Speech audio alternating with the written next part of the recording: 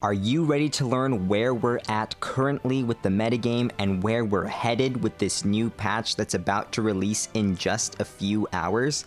Well, I just had an hour-long conversation with my boy PenguSaint talking about just that. We're talking about what Pokemon were strong before, what Pokemon are going to continue to be strong, and which Pokemon are going to start rising up, and what new compositions are we going to start to see pop up in the metagame. So what I'm gonna need you to do is run this video in the background while you're waiting for the patch to come out, while you're waiting for it to download on your Switch, or while you're already playing your first few matches. Go ahead and just listen to what we have to say about what's gonna be happening over the next few days as this patch begins to take effect on the meta and slowly shift us into a new spot in the metagame. So I'm joined today by PenguSaint. Go ahead and introduce yourself. Yo guys, I'm Saint. I go by PenguSaint. I'm a master tier player. I main the jungle and defender role, depending on when I'm needed in the situation. My mobile experience, I play League of Legends for about 8 years. I play Hero of the Storm as well for closed beta purposes. I didn't enjoy it as much as other MOBAs, so feels bad, but we're not going to talk about that. Let's talk about how these meta change. Cool, so let's just go one role at a time, talking about what we think is going to happen to the character picks just within that role. So starting off with all-rounders, we didn't see very many changes, kind of a weird buff slash nerf to Machamp, trying to get people to try close combat instead of cross chop all the time. And then Charizard actually got some cooldown nerfs and some buffs to his moves. So what do you think is going to happen to that all-rounder role? I know that before Lucario was kind of the end-all be-all, Machamp was kind of a cool off-meta pick. What do you think is going to happen now? I think for the whole Charizard situation, yes, he's one of the main icon for Pokemon, and they want to make him stronger. He lacks a lot in the lane. His early abilities lack very much. You cannot really punish the enemy team by just burning them down. It lacks a lot of power. So hopefully this buff will ensure him to at least have a little bit more in the trade whenever he fights. But yeah, I feel like the Fire Punch also, if I'm correct, is getting a buff too to opposing Pokemon. That would be a good CC. Why do you think Charizard was struggling before? To be honest, I feel like this better all-arounders. Lucario is the best all-arounder. You see him in majority of solo queue or even 5-man master teams or even 5-man ultras. He has a lot of good gap closers. That's a big thing for MOBAs. You need gap closer to be in front of your enemy's face, or even the damage he does with power-up punch. It was extremely strong. So you think Charizard just didn't have as much mobility as these other meta all-rounders, and then the damage I definitely thought was lacking. I thought he has interesting mobility with the way he can kite while he moves around. So maybe with these move increases, he'll be a little more viable, despite not having any crazy dashes like Lucario. The dash resets. There is a lot of, let's go for League of Legends terms, a lot of champions that lack mobility, but they're very strong. For example, if people know Darius, he's a very overwhelming top laner, and he has so much good sustain, and he's going to run you down. So I hopefully wish they give more love to all the non-mobility Pokemon in the game so they could succeed in this current meta.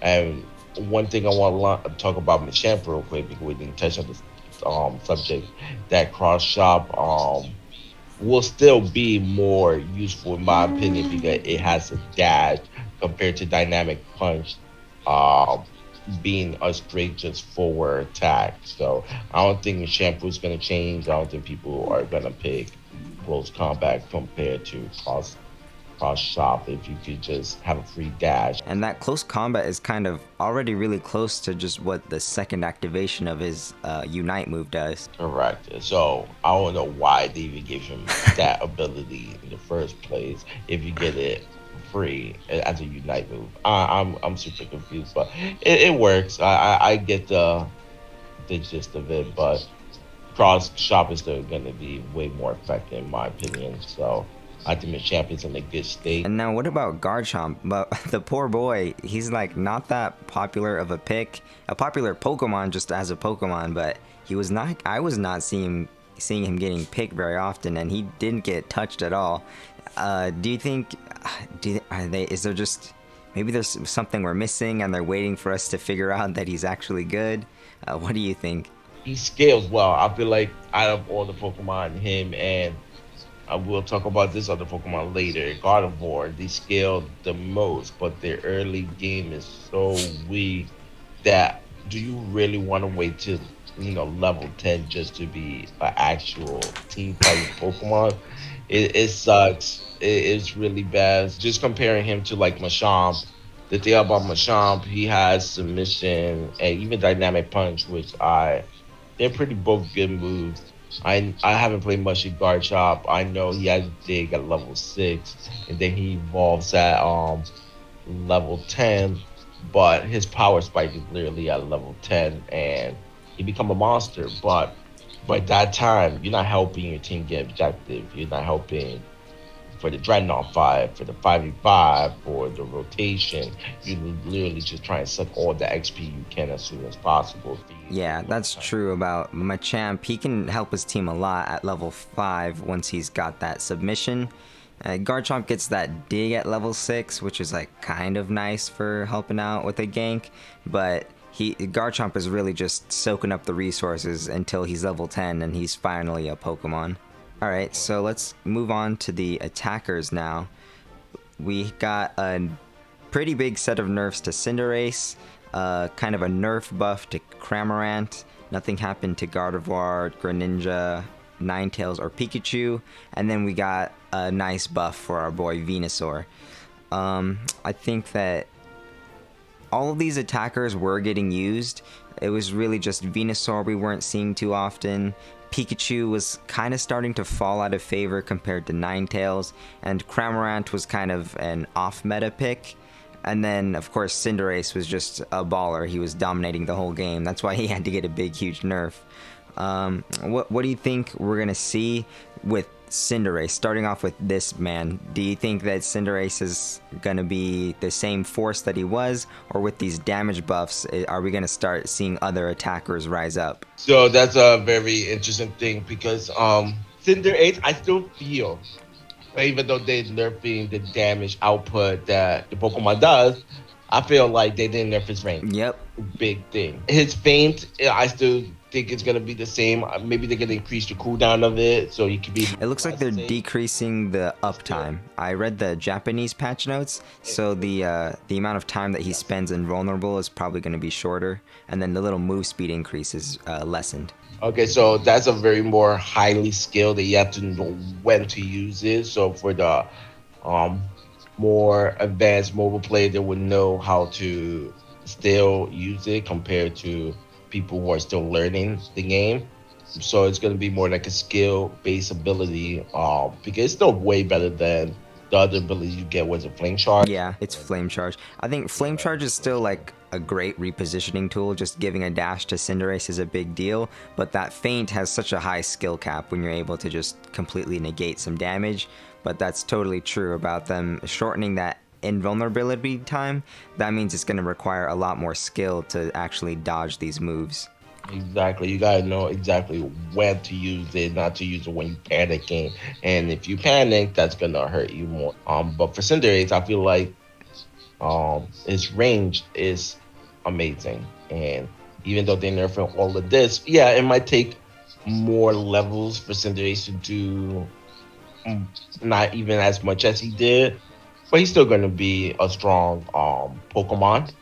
Yeah, so now it's going to be like if you try to funnel all these levels into your Cinderace through the jungle, you're not going to be getting as much of a reward for it. So maybe we'll actually get to see some more Pokemon in the jungle other than just Cinderace every time. So we already talked about it a little bit, but Venusaur, he's still going to be getting outranged by Cinderace, but he did get some buffs. He got an increase in effectiveness for his Sludge Bomb, his Petal Dance is getting a move upgrade. We still got to see what that means, if it's going to be like a little extra move speed for him, or maybe his Petal Dance will do something crazy now where it's like slowing the enemies around him.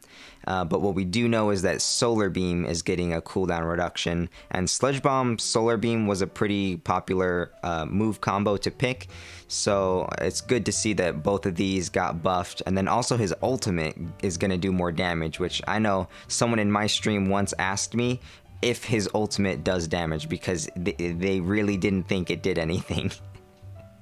What do you think is going to happen with Venusaur after this? Is it enough for him to be a little more used? I always was a fan of Venusaur, even I knew he was a weak Pokemon.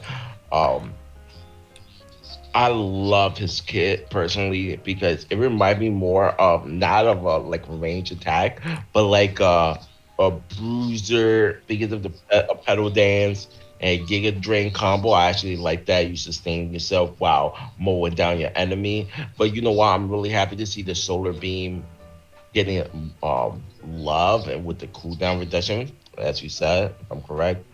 That means he gets to poke the enemy down from range, and hopefully we can see some poke comp. That's something we have never seen in Pokemon, and having a long range attack, and whittling down your enemies is a good way to get objective too. A lot of people need to realize when you do that spicy Dreadnought dance or even the Zapdos dance, and you're trying to pick somebody off, now you can have a Solar Beam with lower cooldown, like pew pew pew pew, lower the enemy down. Maybe they die, maybe they have to go back. Yeah, I'm excited to see some Pokemon poke compositions, because that just sounds really annoying to deal with, and I want to be the one doing the poke comp.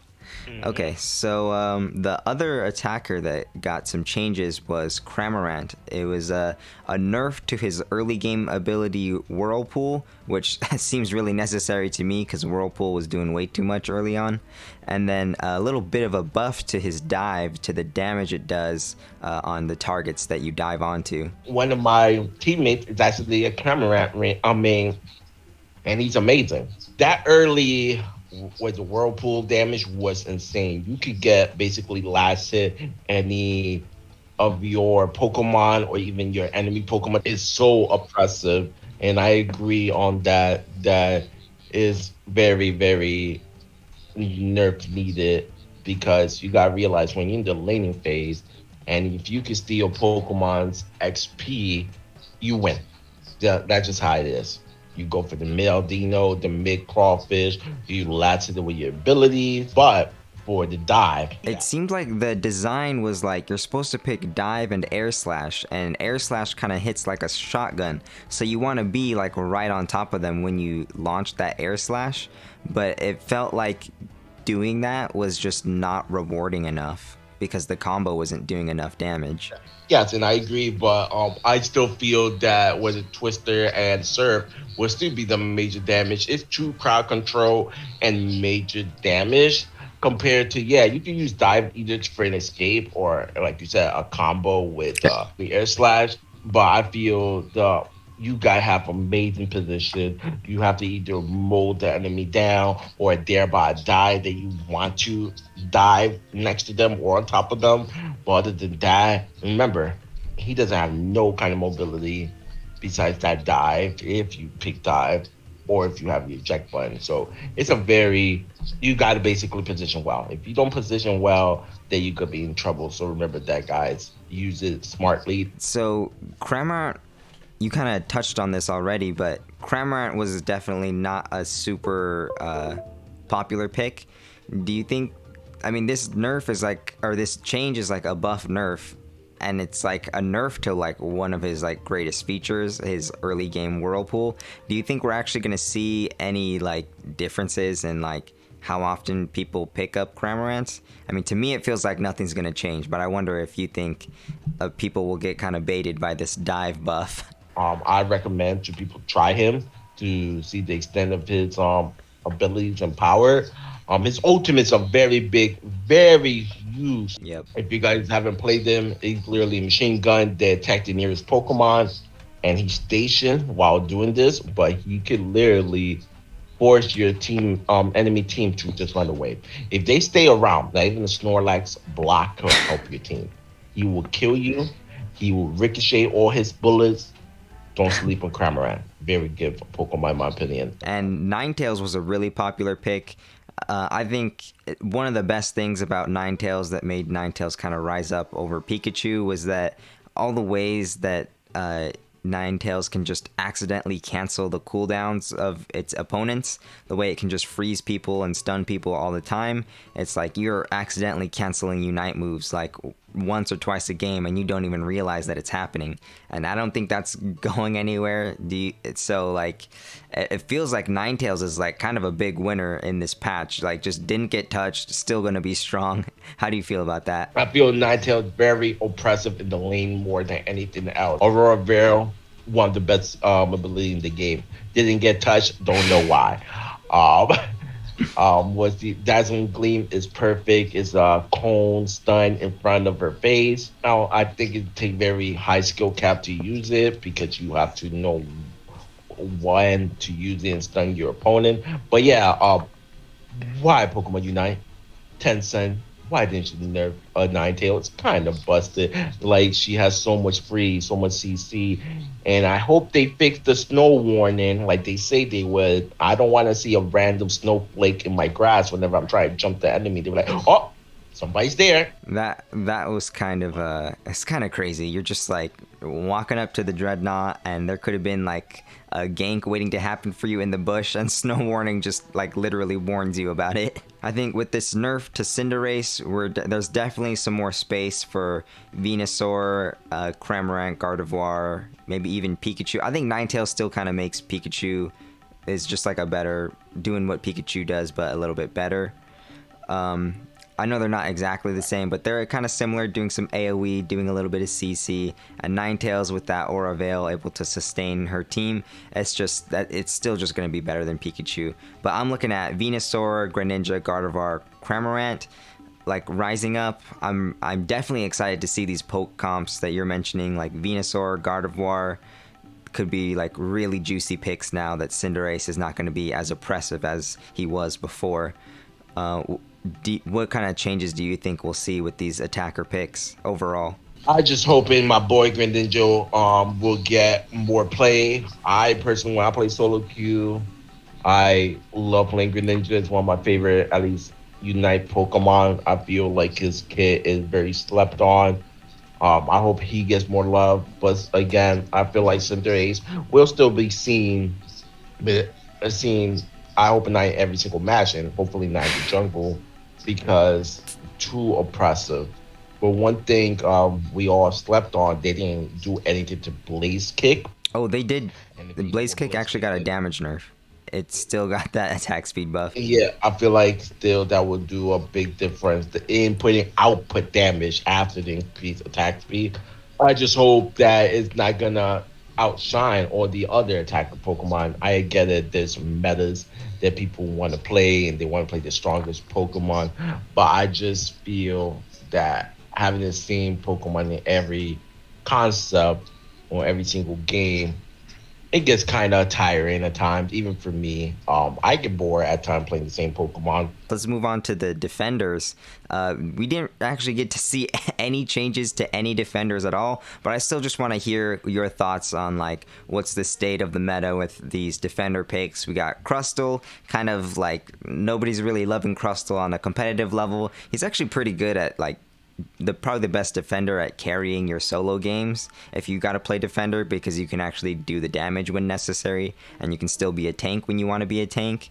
Slowbro is kind of like the off meta defender pick. If like Slowbro can't control the space as well as Snorlax can, but when it comes to locking down a single target, that ultimate is unparalleled. When it comes to shutting down a Gengar, you just throw out that Surf right on top of your team, and now he can't do what he wants to do. So Slowbro's got some like little niche ways that he like really counters specific things, but the Snorlax, just the king of controlling space, which is really important for these Dreadnought fights, making sure that, and these Zapdos fights, making sure that your team can finish off that legendary Pokemon KO while Snorlax is just holding that front line, keeping people back with the block. What do you think of these three defenders? I started playing Slowbro in Japanese closed beta, and I thought Slowbro was an amazing Pokemon in general with his Surf. And you can either pick Amnesia, and I fell in love with Amnesia now compared to Telekinesis. But why use Telekinesis if your Amnesia buffs your Surf and makes you tankier? So I feel Slowbro is a good Pokemon in general for comp, but the thing is, Snorlax, as you said, the king when it comes to defending, and that's my big boy right there. But I feel like he does need some kind of either increase in cooldown for Heavy Slam. His block is already a high cooldown as well. As me, I like to use Energy Amplifier at least for more cool CDR for Snorlax to abuse. Wow, I have not seen that. Yes, I just recently picked that up because I'm like, you know what happens if I can use more Heavy Slams and block? I feel that he does. I feel like Snorlax is very oppressive when it comes to team fight, and him sandwiching enemies to a wall, which I love to do. Yeah, when you sandwiching the enemy to a wall, even blocking them from objective is very huge thing. Getting knocked back constantly, I feel that's a little too much. Me as a Snorlax player, I just laugh at the point like, hey, you can't do nothing whenever you're getting knocked back constantly unless you like have some kind of Wigglytuff that give everybody CC immunity, or I think Machamp get immunity to walls, but other than that, like, you're gonna leave your team behind. But and for Crustle, as you said, not many players use him. I know there's a couple of streamers that use Crustle, and they're good at Crustle. But Crustle is also can mess up your team comp by using that wall. And I had experience myself from my own teammate Crustle put a wall, either let them escape and I get stuck, or certain Pokemon could just leap out of the wall, but like, you can't do nothing.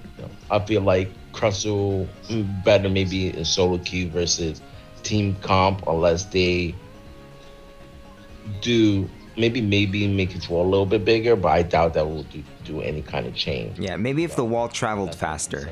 That's a good. There we go. If it traveled faster, I believe it would be even better to just make the enemy panic. But other than that, I feel like it's very underwhelming compared to like, hey, block Snorlax. Yeah, so no changes actually happened to any of these defenders. So Snorlax probably gonna remain on top unless we see something crazy like a random new defender gets dropped. I know we're all waiting for that Blastoise. Yeah, it's already 3 p.m. Pacific time as we're recording this, and they haven't tweeted anything about Blastoise, so that might not be happening, but still, you gotta hold on to hope. Maybe they'll just not say anything and drop him with the patch. You never know. They did tweet earlier that the Spectator Mode is actually just going to be like a kind of a beta test, so for only 2 days, we're gonna have access to the Spectator Mode, and then they're gonna take a look at like, was this working? Are people even using the feature? Which we're gonna have to do, make sure that they know we want this Spectator Mode in the game ASAP. I hope that they give us like a version of Spectator Mode that you can just use to like find random games. If you answered the survey, they kind of made it sound like there was a way for you to just spectate like random games, not like just like you don't have to be like invited to the private lobby to spectate. It seems like you can just like find games to watch, either that are happening live or that are just like that already happened in the past. So I'm excited for that, because when I get really salty at this game and I want to chill out, I can just like spectate a game while I like calm down. And I agree, and I hope they could do that for private lobbies too, not just random live games, because we need to have Pokemon Unite grow as a game as a esports, it could be big enough because there's a lot of competition, even in higher ranking, and people love this game, and personally, me too. So, and I like to watch it. They're definitely gonna add the spectator mode to the private lobbies. That's just like the most obvious place to put it, period. And once we get that, it's definitely gonna boost up the competitive scene, because now we'll actually be able to have like the shoutcasters spectating these competitive tournament matches with that spectator mode. So let's move on to talking about the Speedsters. We saw a big fat nerf to Gengar. It was a juicy nerf to his Sludge Bomb Hex combo. It was actually another one of those buff nerf combos where they also buffed his other two moves, his Shadow Ball and Dream Eater. The Shadow Ball's doing a little bit more damage now, and the Dream Eater is going to travel through the air faster, so easier to land. Personally, I did Shadow Ball, Dream Eater like twice. I did it once in the beta, and then I did it once in the full release, and I was like, nah, Sludge Bomb Hex is just better by a landslide. I don't know, we'll talk about it, but I don't know if we're gonna see people like switch off of Sludge Bomb Hex even after these nerfs.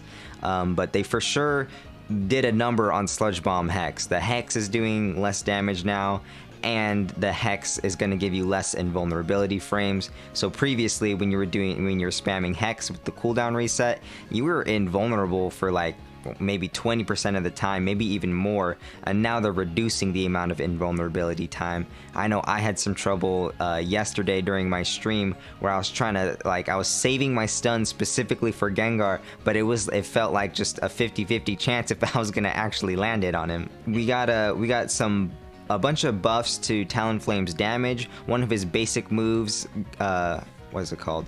One of his basic moves got a damage buff. It was Acrobatics, so that in the early game he's getting a damage buff.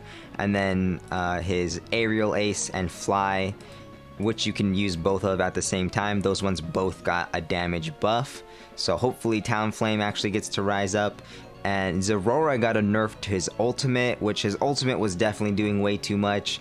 He got a buff actually to his wild charge, which nobody was using anyway, so like that's good. Maybe people will use wild charge instead of discharge, but discharge didn't get touched, and I think that move was broken. It was like ult level damage, but like kind of a small AoE, but still, when you had people in that AoE, you were doing way too much damage, and that did not get changed. So I think Zeraora is still going to be a strong pick personally, but his ultimate got that nerf, so you know, maybe we'll see him fall down in usage. And Absol, I was not happy about this one. I hate Absol, but I recognize that Absol is like a lot easier to deal with than Gengar, because Gengar was like invulnerable during a lot of his like damage uptime.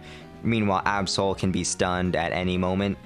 But Absol got damage buffs to his Night Slash and Pursuit, and you can actually use both of those moves at the same time. So if you want to, you can be using two moves that just got a damage increase.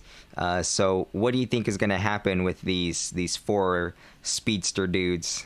Are we going to see any changes? Is Gengar still going to be on top along with Zeraora? Or are we going to see Talonflame and Absol actually take their spot in the jungle at the top level now? I'm surprised that Talonflame wasn't barely doing as much damage as he's supposed to. I feel like he has amazing mobility, and now that I'm kind of scared that they increased his damage to some of its ability, he might be a little too much overtuned. I'm not gonna know until I personally try him out after the patch comes out and I give my 2 cents even more clearly. But having a Pokemon with a lot of mobility and a lot of damage is a very scary thing, because that means they can escape, they can gap closer easier, just basically be all around the map faster. Let's just hope it's not super overtuned. The bigger the mobility, the less damage you do. The less mobility you have, the more damage you do. That's the concept for most mobile games. So whenever a Pokemon or a champion get both, it's hard to deal with. Exactly. That means what? The meta shifting? Yep, that was definitely the problem we had with Gengar, where he had a pretty good mobility, not as much as Talonflame, but he had a ton of damage. So they hit him in both spots there. one of my buddies was talking about Talonflame with all his mobility, especially with Fly taking you like out of the game for a moment. He was thinking like maybe Talonflame actually wouldn't be too good in competitive play. I mean, if the damage buffs are enough, then he's still going to be good. But he was saying like, you know, when you're flying and when you're dodging around, you're not in the fight anymore. You're not doing anything for your team in that moment. So maybe it's like not the most useful thing, but I wonder what you think about Talonflame's mobility. Assuming the damage is like just right, it's just enough, do you think that him being kind of a more mobile Pokemon hurts his potential as a competitive Pokemon to put in a team comp? You know, I yes and no to what your friend said, because I kind of agree and disagree with that comment. You got to be careful with Talonflame. Even like he said, he flies and lands on you, that's tons of damage. And you got to realize a lot of people got to reposition for these type of plays, because if they don't and they all either group up, they stay still, or they don't respect the damage that Talonflame could do, it's going to hurt them in the long run. So if you see Fly happening, there's only two options. You're either fighting his other teammates, or you're running away so you don't get hit by the Fly. So either way, it's more of the enemy got to reposition themselves towards the Talonflame damage. So it's either he's not going to be there and he's going to feel like it's a 4v5, but he's there. He's making them scared at the same time. And his ultimate is a good ultimate to either hit the Pokemon team away, or he can even get into the back line and either almost one shot to Squishy. So yeah, people can see it as, oh, he only has mobility, he doesn't have good team fighting, but you got to use it as a battle tool as, hey, I'm gonna either one shot one of your Pokemon, or I'm just gonna push you guys away from my team. Yeah, that's a good point about the way Fly forces a reaction. Absolutely, your team is either going all in underneath your Fly, trying to take out your team while you're up there, or they're backing off because they don't want you to just drop on their head, and they want to force you. Like if you want to drop on their head, they want to force you to do it while you're in a little too deep, maybe. I still say you gotta respect that Talonflame, especially with all this coming out. Yeah, cool. I think Talonflame is the Pokemon I'm most excited to try out after these buffs. Let's go to Zeraora. All right, let's go to Zera. The thing about Zera, and this is people mindset. Discharge is OP. 100% agree. It is OP, but you gotta realize, what does he have besides discharge?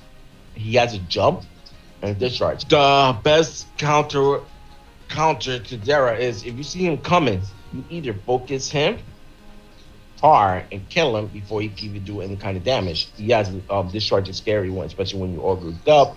But hey, at least he's not untargetable like with Hex. You can actually stop him coming. You can stun him, you can burst him. You have Snorlax, wall, CC, many ways to stop him. So yeah, his AoE is very strong damage, but there is counterplay to it. Yeah, okay. I think a lot of people needed to hear that, because like Zeraora is definitely someone who's oppressing people, and they got to realize that discharge, like you said, it's not uncounterable. You can kite him out, you can push him back with your Snorlax. Just make sure that you nuke down that Zeraora if he's a problem, and then that discharge is no longer an issue for your team.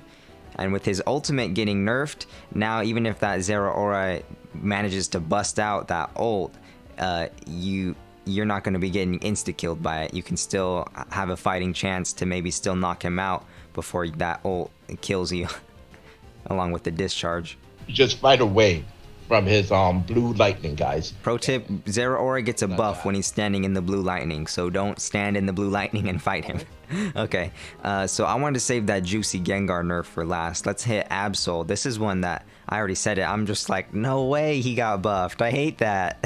What do you think this is okay? Am I just complaining because I have something against Absol? I feel like after his Unite move, he doesn't scale as well compared to other Pokemon.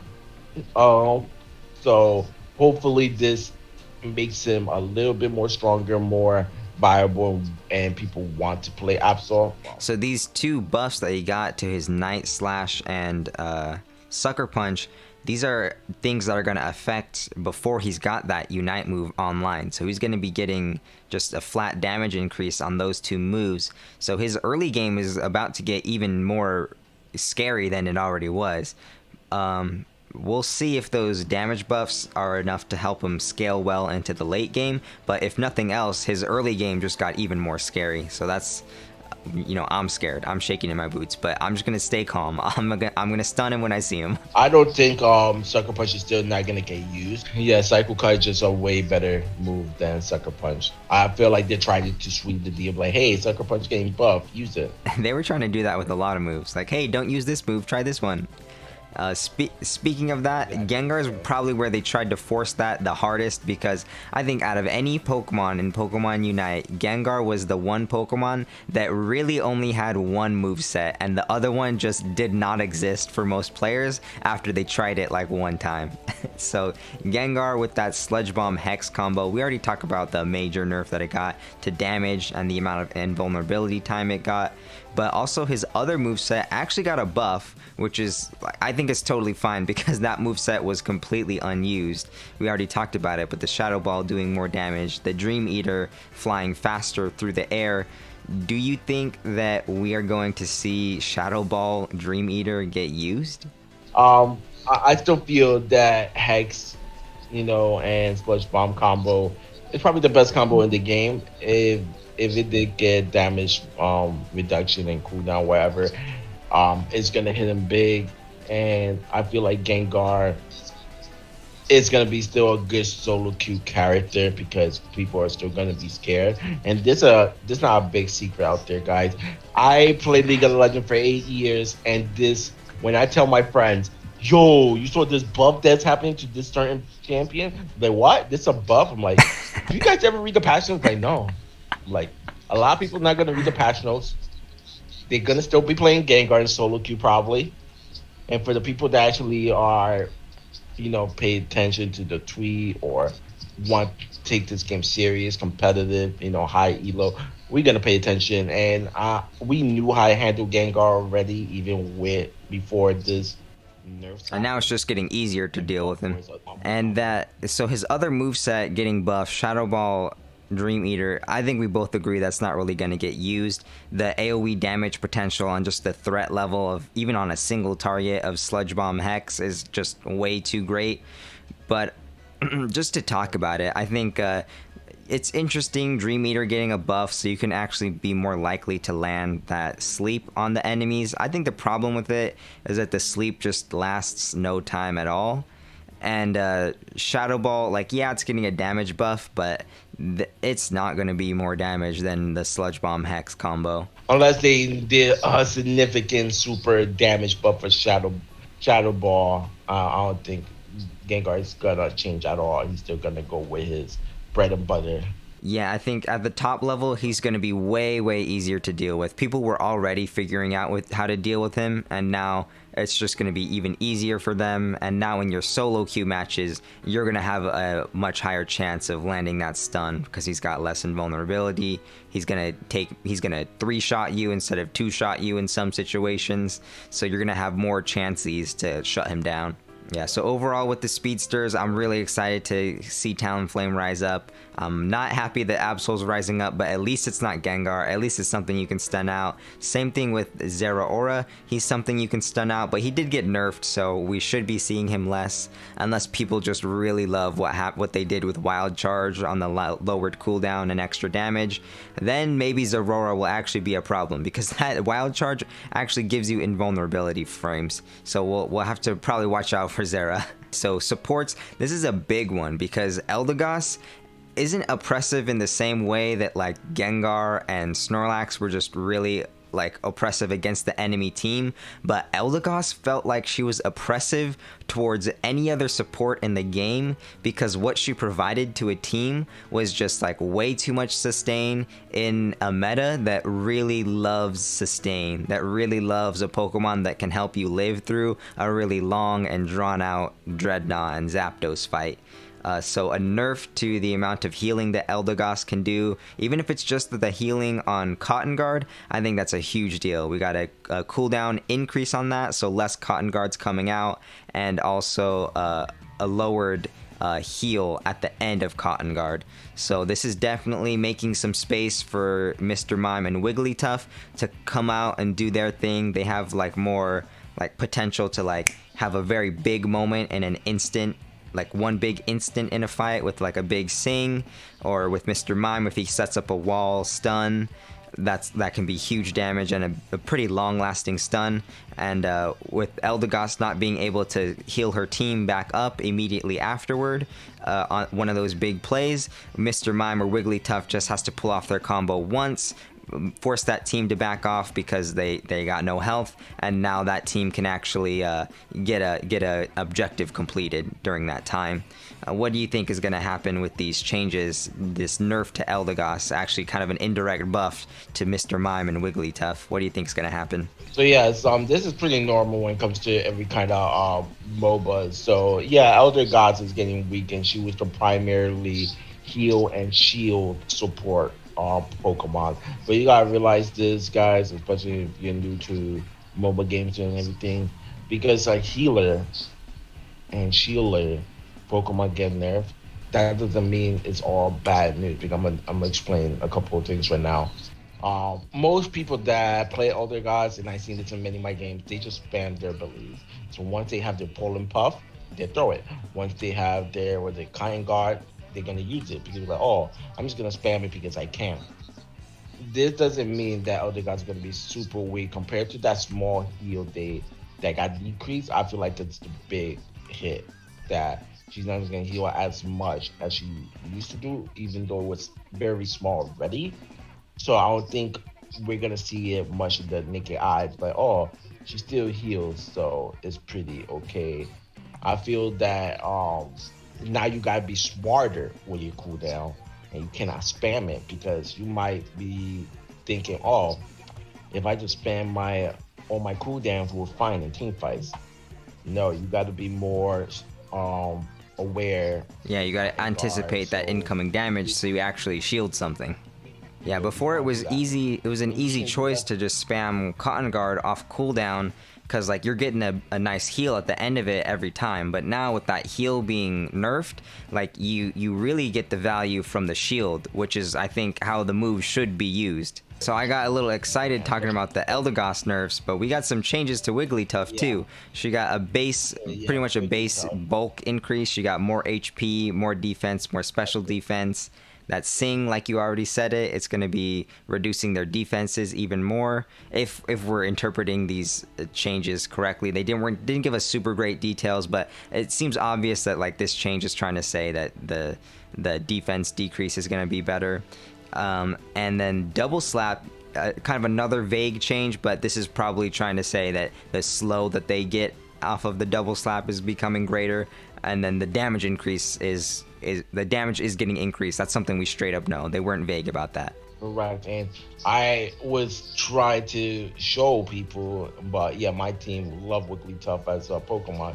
Now Wigglytuff gonna be, in my opinion, gonna be strong in this new meta shift. Having another front line, and as with Wigglytuff that could lower Pokemon defenses is huge. You don't understand. And she's tankier. And you can't sleep on her passive when she's shot. Oh yeah, for sure. So when someone attacks Wigglytuff, they actually start walking towards her for like a small little 1 second. It's like 0.5 seconds. Yes, it's correct. It's very strong. So now having like, if you have a Snorlax or even a Slowbro or somebody tanking the front line, you can have Wigglytuff too, or you could just have Wigglytuff sitting on your squishies and somebody engaging your squishies. She could be there, singing, smacking them around, Wigglytuff stuff. She's gonna be more effective now. So don't sleep on Wigglytuff. I personally will play her with my team and even probably pick her up myself just so I could slap you guys around. I'm kidding. But yeah, I can't wait to actually play her. I'm kind of excited. Yeah, I don't really For her. play the support role on my team, but I'm definitely excited to see more Wigglytuff because I'll be honest, I love Eldegoss on my team, but I was getting kind of tired of the way that you play around it. You're just kind of sustaining, trying to have a long, drawn-out team fight, outvalue them with your heals. But now with Wigglytuff, you can actually try to go make some big plays happen and get your value that way. How else Right. do you see And like hopefully, Wigglytuff being like in practice? Like, what is the difference when you have like an Eldegoss trying to sustain this long fight? What's the difference when you're running a Wigglytuff as like your extra front line, or like as you already said, like a peel or for your back line? I would say you have to all in the right time because if they do have an Elder Gods versus the Wigglytuff, they have sustain. But with Wigglytuff, you're gonna have debuffs and you're gonna have another kind of bulky Pokemon next to you and crowd controlling the enemy and smacking them around, which is good. Um, it do surprisingly good damage, especially your double slap. It does quite a bit damage unless you're gonna go dazzling gleam that got fixed, hopefully, because it was in my opinion, was kind of broken that it took too long to cast. It's not like Ninetale Dazzling Gleam that it's Yeah. like instant front cone. For Wigglytuff, it's a very small cone and it takes about 1 second to activate. So I hope they take away that 1 second because Double Slap was just a way better move than Dazzling Gleam. So hopefully, testing purposes after the fourth, they did fix that Dazzling Gleam and that just means more CC In on the top of patch notes, they just thing. said that Dazzling Gleam was getting a bug fix, and in the Japanese version, they clarified that that bug fix is just that Dazzling Gleam would not do the correct damage to wild Pokemon sometimes. So it looks like we're not getting any kind of like actual buff to Dazzling Gleam. I mean, it did a lot of damage compared to Double Slap, but like you said, Double Slap is just so much more consistent for instantly coming out. You're getting guaranteed value just because you're slowing them down. Dazzling Gleam is a lot more of almost a selfish pick, like you're just trying to do damage. But if you're Wigglytuff, you're probably trying to enable your team to do the damage. So it's a little bit like Dazzling Gleam is just kind of weird on Wigglytuff. But at least we're getting a buff to the double slap, so that's for sure making Wigglytuff more viable. Same thing with Sing, making Wigglytuff more viable. Same thing again with her overall bulk, make her actually like she can take those hits and help the team win a fight. And I think that's a good point about like even if you're behind, Wigglytuff can still like turn something all the way around with the Sing to like just enable your whole team to get in there, do the damage before they even wake up. Even if that Lucario is miles ahead of your Lucario, if you put them to sleep and they have a defense debuff, like that could be enough for you to wipe out that Lucario. And now all of a sudden, this 5v5 fight that could have been really bad for you guys is 5v4. And even if you're still behind levels in that situation, you're up in the numbers advantage. So now you guys got a chance to make a play. Okay, so now Mr. Mime, he didn't get any changes. I think that the changes to Eldegoss just going lower down on the tier list is just gonna make Mr. Mime shine a little bit better. He was already doing actually pretty big damage with whichever moveset you chose to go with on him. His stuns were really beefy. So like he didn't get a change, but like he still might start showing up in the meta just off of this Eldegoss disappearing. Maybe if Wigglytuff starts rising up, then Mr. Mime rises up to counter that Wigglytuff. What do you think is going to happen with Mr. Mime? I think Mr. Mine's a very odd pick personally as just a Pokemon, but his kit in the game, it's actually pretty good. That wall, you don't know how many times he messed up my Snorlax Heavy Slam. So many times. So a good Mr. Mime could literally win you just a laning phase of surviving for the first Dreadnought. Because they have so much damage. Don't sleep on Mr. Mime. I lost a few games versus the enemy Mr. Mime just because they know how to put the walls up. They know how to stun you. They can burst you. And his ultimate, again, very big and very strong ultimate that he is very tanky, doing a lot of damage, and I've seen him 1v1 carry. Even me at Snorlax, I'm not super experienced Mr. Mime player. I don't know exactly all his, like for example, his ultimate does. My cousin play him pretty well. But other than that, just having that wall is a big counterplay to a lot of Pokemon engaged. So if you guys know, there's like Pokecoms, there's Engage Com, there's Disengage Com. Mr. Mime is probably the best disengage that we have in Pokemon Unite just because of the pushback he does and the wall he does. We talked about poke comps. We didn't really go into how they function, but basically you're just trying to spam damage from so far away that the enemies can't even punish you for it. And then just every time they're within like this certain range, it's like at the edge of your range, but not quite inside their range, they're just getting hard punished. So like it's really hard to kind of get in on a poke comp without just taking a bunch of damage for it. And can you, I'm not super familiar with how a disengage comp functions. I mean, I can kind of get the idea just from the name of it, but like, can you talk about like, what is a disengage comp trying to do in a team fight? We don't have much Pokemon that does disengage. So, for example, I love running Snorlax. Again, I'm a Snorlax main now. Most of the time, I either engage from my team, and you can either play as a engaged Snorlax or a PO Snorlax. You either jump in with Heavy Slam and start a fight by using your block. So a disengaged comp for like having a Mr. Mime there, if you see the Snorlax getting ready to jump, he can literally just block the Snorlax, and if the Snorlax team are in front of him, you can start kiting him back. So hence that name disengaged. Okay. You could slowly move back and do a little bit of damage and waiting for them to again engage towards you again. But by the time they do that, they should be a little whittled down.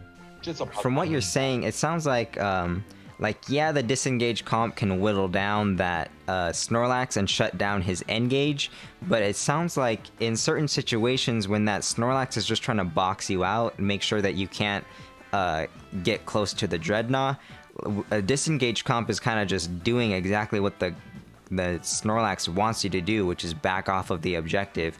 Do you think that a disengage comp can really be successful in this meta where it's like you got to get these objectives? Yes and no. So the smart way, for example, let's say I'm playing Mr. Mime, to use Mr. Mime to, let's say, win the Dreadnought fight is you could either start doing the Dreadnought dance in bot lane, and either you whittle each other down a bit. You can use that wall, for example, to box them in the Dreadnought's AoE and making this team fight a 6v5. And what I mean by 6v5, you can use the Dreadnought, he just use Hydro Pump or Water Gun, and his AoE was a Bulldozer or Earthquake, whatever he does. Okay, right. So he's like your sixth teammate. So it can't. Mr. Mime can't necessarily enable an N-Gage the same way a Snorlax can, but it can definitely keep a team fight from moving towards your team. And if you are positioned correctly, you can hold that front line right at a spot where they really don't want that front line, like right on top of a Dreadnought. Yeah, it's not. We don't have much. Again, this is the lack of having not too many Pokemon in this game. So we're gonna see the same composition all the time. We haven't seen a Pokemon either, but now that Venusaur's cooldown reduction on Solar Beam, now we're probably gonna see, Venusaur Pokemon. So we just gotta have more Pokemon coming out to have more different comps to be used in this game. So I feel like, again, Mr. Mime is probably the best when it comes to controlling a fight, just because he's adding extra terrain, aka his wall. All we have to do now is wait for more Pokemon to come out so we could change more meta shifting. So far with what we've got, when we're talking about comps now, let's like take a step back. We've talked about all five. 1, 2, 3, 4. Yeah, there are 5 roles. We talked about all 5 of the roles. Let's talk about what kind of comps we're gonna start seeing. So we already touched on like poke comps, the normal engage comps, and the disengage comps. Can we go into more detail on like full like groups of 5 Pokemon that you think that we'll see that are gonna like be like the 5 Pokemon that are used for specific comps? Still to this day, I feel like we're still gonna, like I was saying earlier, Cinderace is still probably gonna be the most useful attacker, at least for range distance wise. Yeah, Cinderace is not gonna have the same outburst damage that Pokemon had. Maybe But if the nerf, unless yeah, I was gonna say if the nerfs are enough to Cinderace, then maybe Greninja matches Cinderace and he's like just as good. yeah, I hope to see that because that'd be more interesting. exactly. And here's another discussion I was having, at least with my group of friends that are masters too. Like, is Greninja actually an attacker? What do you What do think you he's think like a about that? speedster? Exactly. I think he's more of a speedster than an attacker, just because I feel like his melee does more damage compared to his regular auto attack from range. He has a smoke screen that's more like a up close, up close, small CC that blinds the enemy. I feel that he's more of a speedster type. Well, I see the speedsters as like Pokemon that are like have mobility, which Greninja has, but they also have like huge burst damage potential, and I think that Greninja to me feels like more sustained damage rather than just like an instant burst damage, instant assassination Pokemon. So like personally, I would say if we're not gonna call him an attacker, he actually feels a lot like an all-rounder. Okay, so hopefully we get to see Greninja rise up next to Cinderace. Ninetales seems like it's still gonna just be for those standard like what kind of comp do you see Ninetales working in? Maybe everything, but it feels like I was seeing it in the standard Snorlax comp, which I guess is kind of an N-gauge comp. Do you think Ninetales is still going to be like the standard? Yeah, ever since they didn't do anything to Ninetale besides her slow warning fix, she's gonna still be oppressive in the lane. That she gets last hit and probably steal your Pokemon easier. Get that middle that middle Ordino or Yeah. the crawfish in the top. So let's keep going through a list of 5 Pokemon that we would use in like kind of just a really standard schmandard, easy to use like N-gauge comp. So we got Greninja maybe instead of Cinderace. We got Ninetales probably still on top. Who else do you think would work in that comp? Obviously Snorlax. Yeah. To be honest, Zeraora with his Volt Switch and Discharge, you can actually go in the team into the team fight and use his discharge, and he can blink away with Volt Switch. A lot of people don't realize that he can Volt Switch back. Yeah, I think with Lucario not getting touched, I think he still takes that 4th slot over Zeraora, because we still do need to get a support on that team. And now this is where it kind of gets a little interesting. Do you think we still see the Eldegoss, or do we start seeing some more Wigglytuff? I still think, like I said, Eldegoss is still going to be shown in play. Simple fact that it just got to be a smarter player using Eldegoss cooldown. So it cannot be spammable. But now you have other basically options. You have Wigglytuff now. Wigglytuff, I know is going to be a good Pokemon, and I'm going to, I will use her whenever I either play casual because I'm not a support player on my team. But I feel that Wigglytuff is going to be strong, and I want to see more of her. Okay, so in that standard comp, it looks like we might see some Greninja over Cinderace. We might see some Wigglytuff over Eldegoss. Do you think that Lucario or Ninetales pick could work with something else instead of Lucario or Ninetales after this patch? They say they fixed that bug fix for Lucario, saying that he's not going to do as much damage. Yeah, it's supposed to be less damage after his power-up punch. Power-up punch is like, in the games, it gives you like extra damage or extra attack after you use it. And as you're loading up that punch, you're actually increasing Lucario's damage stat in Pokemon Unite. And apparently that was supposed to only affect the punch that you do, the power-up punch that you do, but it was also affecting your follow-up punch afterward. So hopefully that will settle him down. But the thing I like about Lucario in general is he has a lot of mobility. Again, mobility and damage is key in this game. With his bone rush as well, and then he gets a small shield when he's low. I still think Lucario is going to be a good pick. But again, there's a lot of people in every kind of game. Could be 5-5 Bastards, could be solo queue, that people prefer to run like 2 attackers, 1 all-arounder, one support and 1 defender. So something we talked about a lot and that I think has a lot of potential to rise up this patch is the poke comp. So on that comp, you probably want a Venusaur and a Gardevoir for sure. They're like probably 2 of the best poking potential Pokemon in the game. What do you think would work as the other 3 Pokemon for the rest of that composition? The only thing you guys gotta be careful is scaling that Gardevoir, making sure she doesn't die as much. But yeah, I've seen Venusaur would be the best poke, and if you're not gonna run it all around her this comp, you could actually use Pikachu, even though Pikachu falls off. But I feel like having that Electro Ball that target one Pokemon and does AoE splash, which is kind of nuts. So technically, it's a point and click poke. When you've already got like basically some pokers on the team, like Venusaur, Gardevoir, you maybe have got some Pikachu to give some CC. Like, what else does a poke comp need to function? Just make sure they don't get hard engaged, because I feel like getting hard engaged on where Pokemon is your biggest weakness, because if they're in your face, you gotta rely on either letting you steal shot or not dying. So that's literally the hard thing. Again, there's not many Pokemon in this game, so of course you need a defender, and maybe have a Mr. Mime making. Yeah, that's what I was thinking. Mr. Mime seems great for keeping the enemy disengaged, keeping them within that range where Gardevoir and Venusaur are still doing their poke, but the enemies aren't getting in close enough to do their damage. And now for the defender slot, I mean, Snorlax just seems like an obvious pick with that block, just another way to keep people out.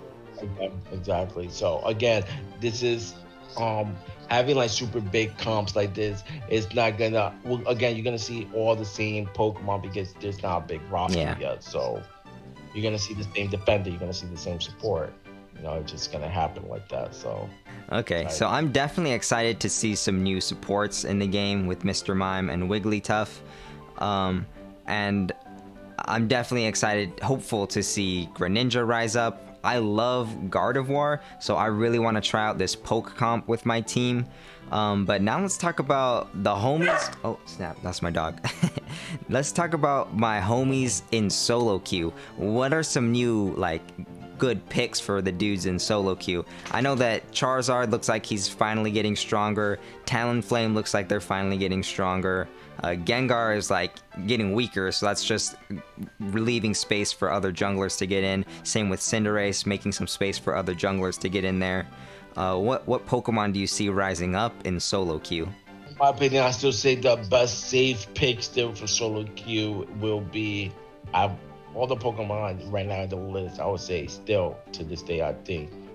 For defender, of course, Snorlax. For attacker, I think Ninetales. Ninetales has just so much crowd control where her freeze and her veil does so much damage, and again increases the Pokemon defense and the people around her, and give her that third auto attack buff all the time for Ninetales. It's kind of ridiculous. You think those are the two like obvious safe picks? We're gonna keep seeing them, Snorlax, Ninetales. I want to know what you think of Crustle, because I kind of noticed that Crustle is just a great solo queue pick for defenders. I know that Snorlax is like better at enabling your team, but if your team is like brain dead and like not like doing anything with the space that you're creating for them, then Crustle's kind of like the solo queue pick because he'll do the whole job on his own. If I really want to be honest, anybody that's lower than veteran, Crustle will be a good choice. Well, what is it about higher level players that makes Crustle weaker?